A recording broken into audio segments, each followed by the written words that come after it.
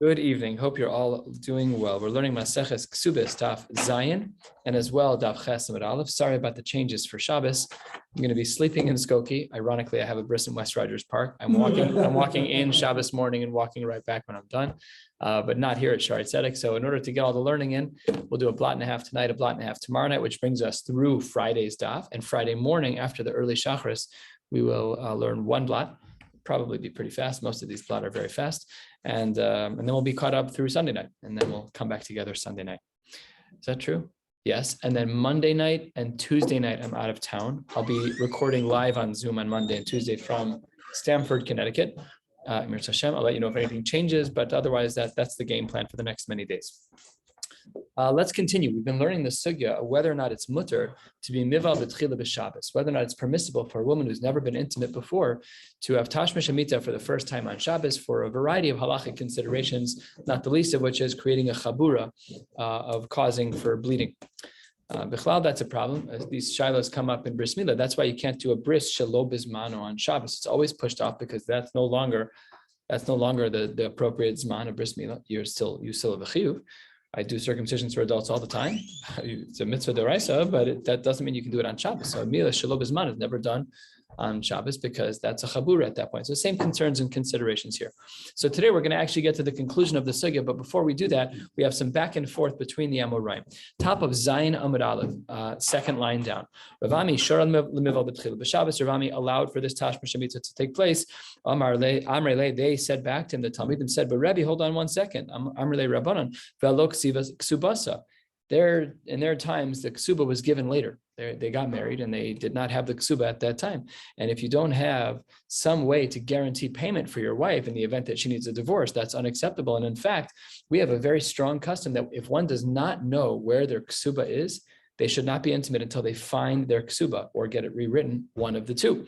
So that's something that people should be pretty stark about. And anyways, in this case, the problem was solved because Amar Lahu, Rav Ami said back to them, don't worry, Atfisuha metaltal, and Rashi highlights that there was some property that was set aside as a form of a lien that she could always take in the event that she needed to get. Rav Zvid Shar Lemival B'Tchila B'Shabbos, the second Amora allowed the same thing, that they could have Tashmish Shemitah on Shabbos. And Nikad Amri, Rav Zvid Gufei Ba'al B'Tchila B'Shabbos, he got married in a way, and the logistics worked out that the first time he and his wife were together was on a Friday night. Little oversharing. I don't know why the Gemara feels the need to do that. It's just an interesting, I don't understand, but that's what the Gemara says. This reminds me of the Gemara about Rav Kahana and Rav went under the bed and it's not the right way to do things. Okay, the Gemara says Rabbi Yehuda Shar Lemival B'Tchila B'Yom Tov. Interesting. Rabbi Yehuda says it's permissible only on Yom Tov. Says the Gemara. Amar Papi Mishmed Rabba Lo Tema B'Yom Tov Deshari HaB'Shabbos Aser. We should not make the inference that when he said it's mutter on Yom Tov, that really it's Aser on Shabbos, a reasonable diuk. Says the Gemara, that's not true because Dehu Hadin Defi B'Shabbos Nami Shari. Really, he would hold that it's mutter even on Shabbos to have Tashmish Shemitah for the first time. He was paskening a shayla. That case was a case of a yontiv case. So the couple said to him, it's Thursday night, whatever, it's Wednesday night. We got married during the day Wednesday, which was Erev Yontif. Can we have Tashmish Shemitah for the first time on Yontif? Paskin, yes. So no diukim about Shabbos. Says the Gemara, Rav Papa, Mishmei de Rav Amar B'Yom Tov Shari B'Shabbos Aser. Hitaka does make that inference, and he says, yes, it is permissible on Yom Tov. However, it's not permissible on Shabbos. Amar le Rav Papi, the Rav Papa, I don't understand. My daitach, what is your approach here? Now we know that on Yom Tov that there are a category of malachos that are allowed. They're referred to as meleches ochel nefesh. We know that certain things are allowed. So says the Gemara, what is your svara? Are you saying that mitoch shehutra chabura litzorech, hutra nami shelo litzorech, is the reason why you're saying that it's mutter on Yom Tov because we know that one is allowed to shecht an animal on Shabbos to eat it because shchita is one of the meleches ochel nefesh. You're allowed to do the shchita, no problem at all. And therefore, this chabura also, tashmish shemitah, it's a chabura. Therefore, that too is also allowed based on the principle of mitoch. And the Gemara says that can't be because elameata, mutter lasos mugmar b'yom tov. If one wants to light incense on Yom Tov, there do we say, dimitoch shehutra havara letzorach, hutra nami shelo letzorach? No, we do not. And by the way, a very important parenthetical comment from this line in the Gemara, the poskim write, it's usher to smoke on Shabbos, as we'll see in a little bit. And says, On Yontif, excuse me. It's always usher to smoke on Shabbos. It might always be usher to smoke, period, but it's certainly complex to smoke on Yontif. So says the Gemara, where do we get that from? Only that which is Shabbat l'chol nefesh is allowed. And Rashi here paints a better picture for us about what the Gemara means when it says davar hashabat l'chol nefesh. Take a look at Rashi a little bit more than a third of the way down. Rashi says mutter. Anything that's Shabbat l'chol nefesh is mutter. Ube'ila Shabbat l'chol. Most people are married, therefore bia is permissible. Aval mugmar, but to light the incense, eino ela lemifunakim. That was only for people who really needed it. There were unique caveats, and that really shouldn't be the case. That's when mugmar, when the incense was lit. So that's why the poskim kind of go to town on this. So there's a double-edged sword with Shabbat l'chol nefesh. If we say that the only types of malacha that are permissible on Yom Tov are that which is Shabbat l'chol nefesh, it explains why we can cook. Everybody needs food. It explains maybe why we can't smoke because it's not Shabbat l'chol nefesh. Only a percentage of people smoke, and it's not a very high percentage of people. But then the big shiloh that comes up about Shabbat l'chol nefesh is showering. That's a big shiloh. Do we consider it Shabbat l'chol nefesh? Rav Chaim Kanievsky writes in one of his books that it's bittul Torah to shower every day. So why do you need to shower every day? Where are you going? Why do you need to shower every day? If you're sweaty, I understand, Melu. If you're sitting and learning, why do you have to shower every day for? Because you're a mefunak, that's bittul Torah. So, okay, is it Shabbat l'chol nefesh klape the poskim, the gedolim, like Rav Chaim Kanievsky, Zatzal? Is it considered Shabbat l'chol nefesh that everybody has to shower every day, and therefore it's mutter to shower in Yom Tov, or no? So that's a discussion in the poskim. Some of the poskim struggle to be machmir, but they are. I know some poskim here in town are lenient under certain circumstances. One should certainly try not to shower on Yom Tov unless they have a pressing need. Either way, the Gemara says, Amar le Rav Acha beredu Rav le Rav Ashi elamayata. I have a case scenario that's a little complicated. What about the following? Says the Gemara halfway down on Zayin Amud Aleph. Elamayata, the Gemara says, let's say that a person traps a luxurious animal. He traps a deer. Who can afford the chash of expensive meat of venison? It's very pricey. So let's say chicken is $7 a pound. This is $57 a pound. That's not normal. Is that Shabbat l'chol nefesh? You're going to say that because it's such an uncommon animal, so therefore we're going to say it's not Shabbat l'chol nefesh. That can't be. Amar le, no. Ana davar hatzorach l'kol nefesh kamina. I'm talking about a category of things that applies to everyone. Food applies to everyone. Whether or not you're shechting bison, chicken, venison, we don't care. It's food. Food can be shechted.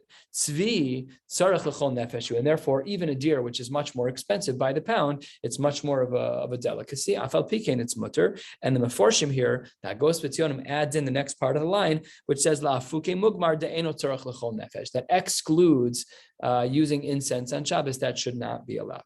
So all of this is the first part of today's Gemara, which is a few different shitas about whether or not it's mutter. So we saw only one shita on today's page that implies that we are not allowed to, that one would not be allowed to have tashmish for the first time with a woman who's never had tashmish before on Shabbos. But most seem to allow it. A couple more sources, and then we'll get to the conclusion of this Gemara. Amar Rabbi Yaakov bar Idi, Hore Rabbi Yochanan b'Tzaydon, Aser livol b'tchila b'Shabbos. The word hora over here, is understood by the Rishonim, is a very clear psak. Hora is a very clear psak. And the Gemara says, how can you use the language of hora here? Umi'ika hora le'isr. It's not clear. Why would you use the language of hora here, which seems to be that it is clear? It's clearly not clear. We just learned 40 lines of Gemara that taught us that it's not so simple. So it says the Gemara we can use the word hora even in cases when it's not clear. V'atznan, we have a Mishnah that indicates as much. Normally the hey hasha'ela, the hey in v'atznan implies a question. Here, this is supplying a proof. That's not in the Mishnah, right? Horuha Beis Hillel shetehei nazira od sheva shanim acheros. The Bezdin of Beis Hillel, Horuha, they gave a psak that her, referring to Helene Amalka, we'll see Rashi in a moment, that her naziris had to carry on for an additional 7 years. What was going on over here? 2/3 of the way down in Rashi, Dibur Hamaskil Horuha Beis Hillel, says the Gemara, Mishnah hi b'Maseches Nazir b'Helene Amalka. There was a story, a Mishnah in Maseches Nazir that speaks about Helene Amalka. Sheyatza b'nala milchama. Her son went out to war. The Nidra Sheva Shanim bin Nazir b'chutz la'aretz. She made a neder of Nazirus for 7 years, thus the very long hair, because she's not Nazirus, you're not allowed to cut your hair, no wine. And she made the neder in chutz la'aretz, and then the also la'aretz, and then she moved into Eretz Yisrael.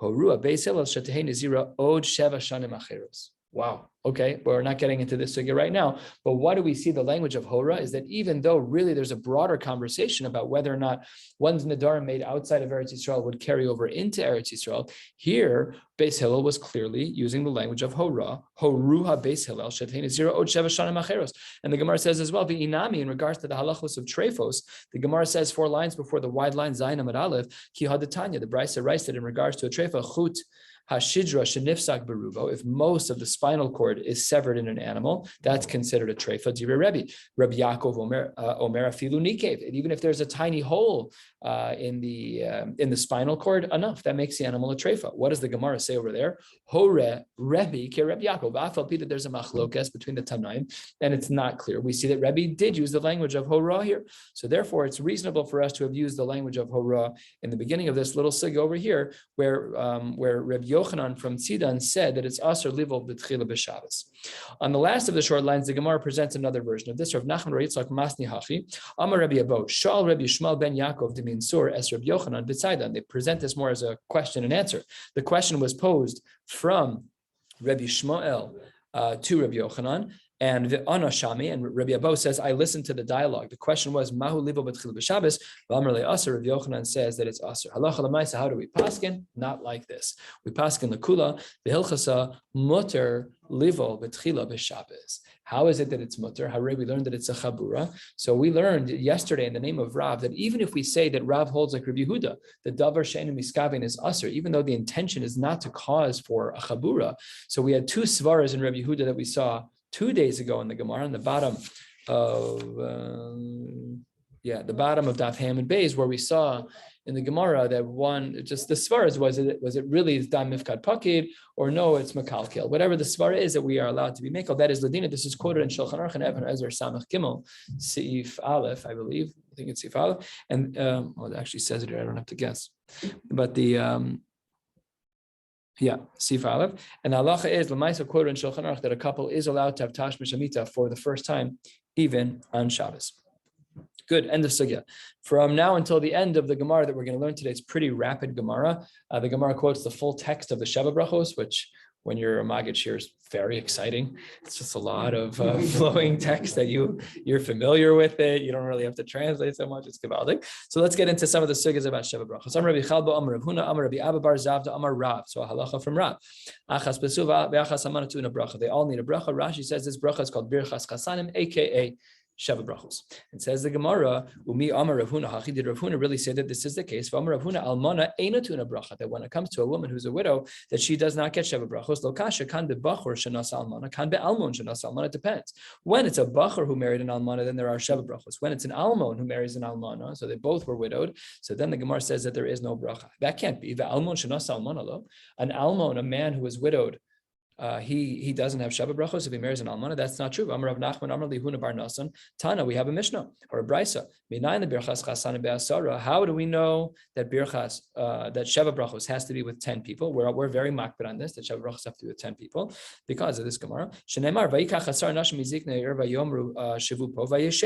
This pasuk is from Sefer Rus. Uboaz almon shenosa almana hava.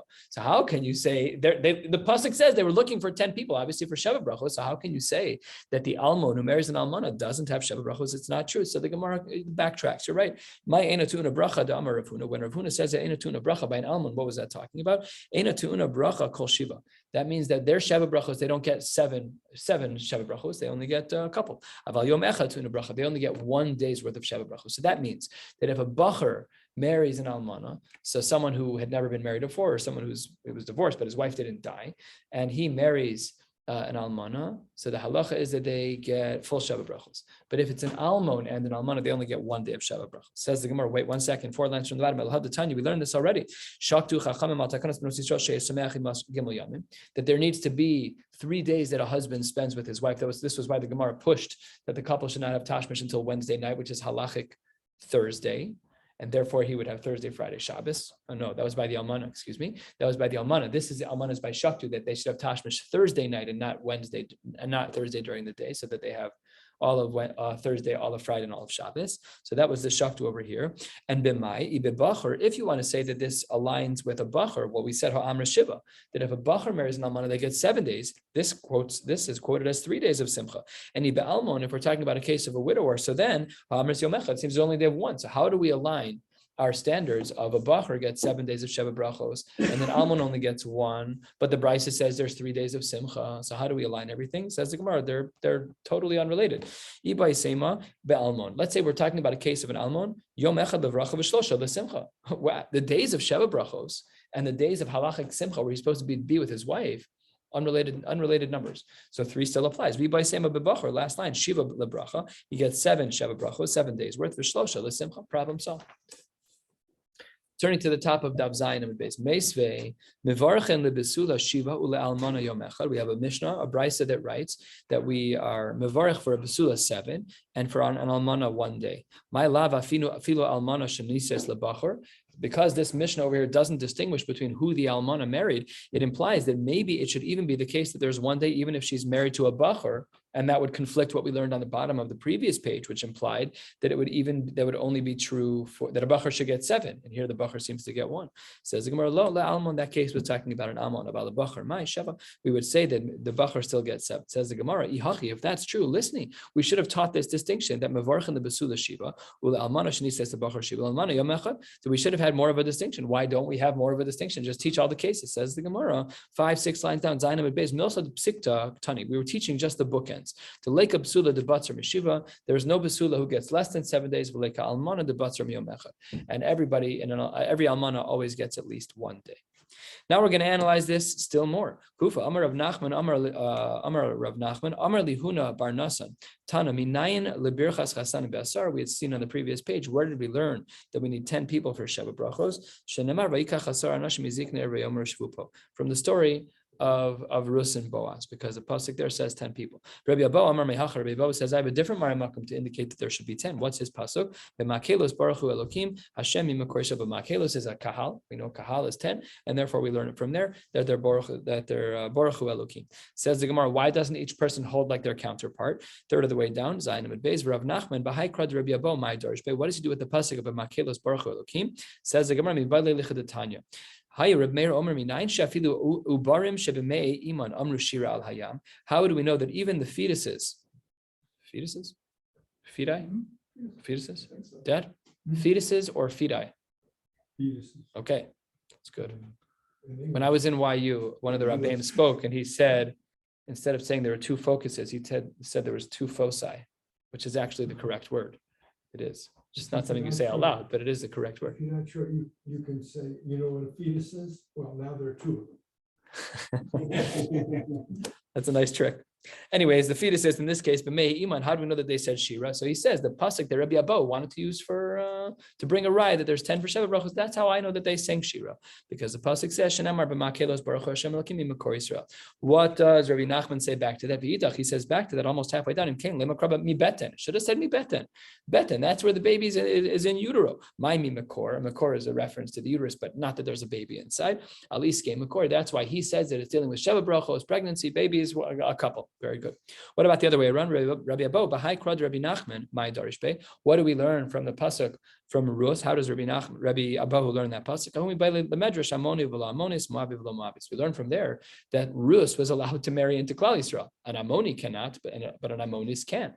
Very good. If you would have thought that pasuk was talking about Sheva Brachos, then velo saged alav zakenim. Why does the pasuk only talk about zakenim? We don't need to be zakenim. We just need to be bar mitzvah age men. It's not complicated. Why zakenim? Says the Gemara, I understand your point, but v'idach yisal kadaitach lemedrash. If you wanted to learn from this pasuk about Ammoni velo Ammonis, Moav velo Moabis, lo saged alav asara, why does the pasuk have to say 10? So to that, the Gemara says that's not true. We have 10 many times in lifir sume milsa. The reason why we have 10 is to teach something important. This is in fact Baghdad, and Meforshim call it Baghdad, and I think Rashi does. This is probably the same exact city of old, 2/3 of the way down. What did we have in that case of Shmuel over there? There's a machlokes in Shas. Do we say that an ubar can make a kinyan? Let's say a person says, I already mizaka everything that I own to the ubar who's the ubar of person X. Does that work? So he did that in front of 10 people. So we see that there is precedent for bringing 10 people together, even though it wasn't meant to be in a halachic scenario like Sheva Brachos. So the number 10 was Lav Dafka. But anyways, the Gemara spins back on this and says, by the way, I know it's a great story to highlight to you about how to use 10, but we don't paskin that way. So if you're ever in a court of law and you're trying to be a jerk to somebody like, I'm mizake all of my inheritance to the fetus, it doesn't work. It doesn't work. Not a good argument. Let's get into some of the more of the halachos of brachos, the two dots. We should do the birchas chasanim in the beis chasanim at the wedding hall. We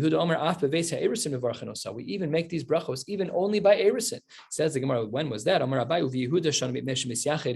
They actually did more of a full marriage at the earlier phase because they actually believed in doing yichud at that point because they wanted the couple to be more comfortable so that in 12 months, when they actually finished their marriage, they would be able to have tashma shemita more benachas. They were less uncomfortable around one another. So they did. They had yichud at that point, and because they had yichud at that point, they made the sheva brachos at that point, even by erisin. Tanya, the Brisa writes, the Brisa writes, mevorchen birchas chasan bebeis chasanim ubirchas erusin bebeis ha'erusin. Well, no. And this is how we paskin. We have different brachos at the erisin than we do at birchas sheva brachos. Birchas erisin ma'im avarach. What's the bracha that we make for birchas erisin? And of course, you'll be familiar. This is the bracha that the Masada Kiddushin will make under the chuppah. Ravin bar Rav Ada v'Rabba bar Rav Ada tarvayu mishmei de Rav Yehuda Amrei. Baruch atah Hashem. You gave us a commandment about not marrying arayos, and you forbade upon us those who were engaged. And we can only be intimate with those who are actually fully married to. You need all of that. And then the Gemara says, Rav Acha b'rei de Rava Messiah ba mishmei de Rav Yehuda Baruch atah Hashem mekadesh amo Yisrael al yidei chuppah v'kiddushin. So that's how we paskin that we have it's a bracha with a chasima at the end as well. But that's actually a machlokes because one of these Amoraim did not have the Baruch atah Hashem at the close, only at the open. So that's a machlokes. What is this machlokes about? Man delochasim, according to the one who doesn't conclude the bracha with Baruch atah Hashem, needed to have a birchas peres or birchas mitzvahs. He compares the bracha birchas erisin to eating a piece of fruit. Shakol niabid bar bar priya. It's end of the conversation. We don't add anything else. It's not a bracha that's any longer. Uman dechasim needed to have a kiddusha, and the one who does make a bracha at the end makes a comparison similar to that of making kiddush on Shabbos, where we have a borei priya gafen. We open a shir kiddushan of mitzvah savet, whatever the bracha is, and then we say at the end, mekadesh Shabbos. So that's more the model, and that's why there's a machlokes there. We paskin that we do, of course, say the bracha. Tanu Rabbanon, mevarchen birchas chasanim be'asara kol shiva. When it comes to a quote unquote a regular couple, we are mevarchen birchas chasanim. When it comes to the conclusion of the chuppah, we say sheva brachos all 7 days, and we say them with 10 people. However, it's only true if there are panim chadashos. If there's a new face, a face that wasn't at the wedding, then you can still say the brachos. L'chora, implied from the Gemara, is that if you don't have any panim chadashos, you cannot make the sheva brachos. Okay, says the Gemara, what are the brachos? So let's count. Number 2 is Baruch atah Hashem with Yotzer Ha'adam, and then V'asher Yotzar Sadam Etzalmo B'Tzelem Dumus Tavni. So he's Limeno Binyan Adayad Baruch atah Hashem Yotzer Ha'adam, and then the next one is Sos Tasis V'Sagel Ha'akar B'Kibus Panei L'Socha B'Simcha Baruch atah Hashem V'Samech Tzion B'Vaneha. And then number 5 is Samech T'Samach Reim Ha'ahuvim K'Samecha Chayitzir B'Gan Eden Mikedem Baruch atah Hashem V'Samech Chasam V'Kala. Number 6 is bracha acharisa, not to be confused with bracha arichta, which is a long bracha. It's bracha acharisa, the last bracha. The reason why we shouldn't confuse those two terms is because over here somebody made a mistake and added words into the bracha. Our text is correct, but we'll see soon that somebody else did not follow all the rules. 8-9 lines down, Ches Amud Aleph. What is the bracha for the bracha acharisa, the final of the Sheva brachos? Bracha atah Hashem l'kinem al-chamesh habaras asam simcha chas v'kala gila rina ditza v'chedva. It actually doesn't say v'chedva. Gila rina ditza chedva ahava v'achva achva v'shalom v'reos. Meir Hashem l'kinem shamay v'yehud v'chutz v'shem kol sasam v'kol simcha v'kol chasam v'kol kala. Kol mitzad chasan v'chupas v'meram mishtene gisam bracha atah Hashem v'samech chas v'kala im hakala. That's our text of the Sheva brachos. Came out almost every letter. I think there's one letter missing, the vav. Gila rina ditza v'ched. That's pretty much the only thing missing. The Gemara now tells a few stories, and we'll go all the way down to the bottom of the page, 4 lines from the bottom, and then we'll stop. Levi ikla lebei Rav, lebei Rebbe. Levi was a Talmud of Rebbe, and Levi also was one of the editors and collectors of all of the Tosefta, as we have them in the backs of our Gemara. So Levi ikla lebei Rebbe behilule de Reb Shimon brei. Reb Shimon, the son of Rebbe, was getting married. Levi and Reb Shimon were probably about the same age, probably good friends. They both were in shiur with the Rebbe, so they went to the wedding together. So Levi was there. Brich chamesh, but only 5 of the brachos were made. 2 of the brachos, bracha number 3, v'yotzer ha'adam. And the last bracha speaks about Yitzira, and Sameach Tesamach speaks about Yitzira as well. He only said 5. He skipped one of those 2 brachos. He was medalig the bracha of Yotzer Ha'adam. Ravasi ikla lebe Rav Ashi behilule demar b'rei and brichshis. He said all 6 brachos. So why is it that one of these Amoraim skipped one of the brachos of Yotzer Ha'adam and the other one said both? Says the Gemara, lema b'hakam iflage demar savar chado Yitzir havoy mar savar shtei Yitziros havoy. That really there was a creation of man, and then separately there was a creation of woman. And according to one of the Meforshim, was only one Yitzira, but she emanated from him.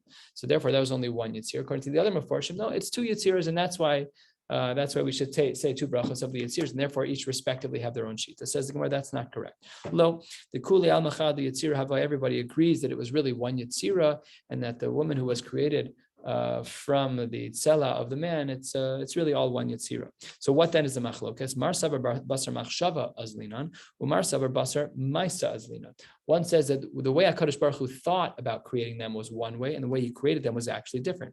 In fact, the Gemara details exactly what this is. Halfway down Chesed Aleph, Ki Hadar of Yehuda, Rami Ksiv, 2 psukim don't agree with one another. Vayivra Elokim es ha'adam b'tzalmo. First, he created man in his image, and Uchsiv Zachar v'Nekeva b'ra'am. Those are 2 different things. One is that he created man in his image, and the other is that he created male and female. Okay, so how do we figure out, how do we make these 2 psukim work? So it says the Gemara, B'tchila, Allah b'machshava libaros shnayim, livros shnayim. HaKadosh Baruch Hu initially had thought to create two different bodies. Ulv'sof nivra echad, and in the end, he ended up only creating one. So the Meforshim go to town on this to make sure that we don't think that God makes errors. That's not the case here. There's a lot more going on beneath the surface here, and it is not to assume, chas v'shalom, God forbid, that HaKadosh Baruch Hu was confused or anything of the sort. All of this is deeper Torah, ayin sham. Rav Ashi ekla lebei Rav Kahana, yom hakama brich kulu. On the first day after a wedding, they said all the Shabbat brachos. Mikan ve'elach. From then and on, i'ika panim chadashos brich kulu. If there was an extra face, they're a new person, and they would say all Shabbat brachos. Ve'ilo, and if not, afushe simcha be'almuhu. They would just make some small changes in the script of the benching, like we say mevarach she'simcha b'mono ve'asher bara. They would just say a couple of things, but they wouldn't say all the Shabbat brachos. Mishiva ve'ad shloshim. This is fascinating. What about after the conclusion of the Shabbat brachos? From day 7, really day 8 until day 30, the halacha is as follows: Bein amar luhu mach masilula, uvein lo amar luhu mach masilula. Whether or not the people eating at his table knew that they were there to celebrate his wedding doesn't matter. Mevarach she'asimcha b'ma'ono. He would still say the special introductory, prefatory lines of the benching that we would say for Shabbat brachos. He would still say that. But after day 30, then if after day 30 he said, let's continue to celebrate my wedding, then yes, they would say bimono. But if he didn't say anything, then he would not then bench with that special way. What is this forever? 20, 30, 40 years married. Let's have one in honor of our wedding. And then you get to bench on Shabbos. Says the Gemara, wow, up to 12 months. This might be one of the first sources for Shana Rishona. The halachic limits of Simcha end at 1 year. Up until that time. What? They don't go to war for right. 1 year. Yeah, that's the real deal. That's the real deal. But maybe this is an application of that. Why? Maybe where they got it from. I didn't even look in Rashi. The Torah specifically says it's right. Also, the same din by. It's also the psukim and shoftim by someone going to war. Sherei Rasi Shavalolakacha. That was only engagement, actually. That doesn't speak about a year. So, anyways, the Gemara says that it was 12 months. Says the Gemara, me'ikara me'emas. What would be the level of simcha on the earlier end? Is it only after you're married? Amara Papa michiramu sareh b'asinta. Once you start putting the barley into the liquid in order to make it ferment to make some beer. Okay, that's pretty early on. Eini, is that really true? Rahara Papa iyasek la abba bar mar berei ubarich mishas erusin. Wow, that can't be. He was even saying these simcha brachos even by the Erusin. Says the Gemara, Shani Rapapa to have a triachle. There were others who were doing the work for him, but it was being done already. It just was happening in parallel paths. Second of the wide lines, Ravina Iyasek Lelebre Be Reb Chaviva. Shidduch was made between Ravina's son, and Rav Chaviva's daughter. Ubrich Mishas Erusin. He made a bracha. Ravina made a bracha very early on, right after they got engaged, Mazel Tov, and he started making some brachos.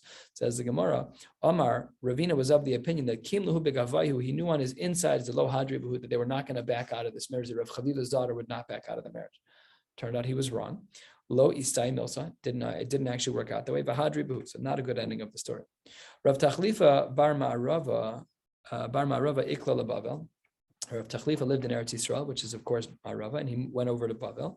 Brich Shis Arichta, and he said the sixth bracha with extra accolades. We say Ditza, Rina Ditza V'Chedva, all of these different terminologies. He made it even longer. So says the Gemara, we don't pass him like him. Rav Chaviva Ikla Lebei Moala. He went to a bris. And then at the bris, they said, instead of, Noda l'shimcha b'sochem lunai, which is what we typically say, brich she'asimcha b'mimono. He said the bracha that they said by a wedding. And then says the Gemara, v'lei silcha sakavase, Allah is not like him, mishum detride, to islay tzara dianuka, because there's something else going on in a bris. It's not pure simcha at a bris, because there's what's referred to as tzara dianuka.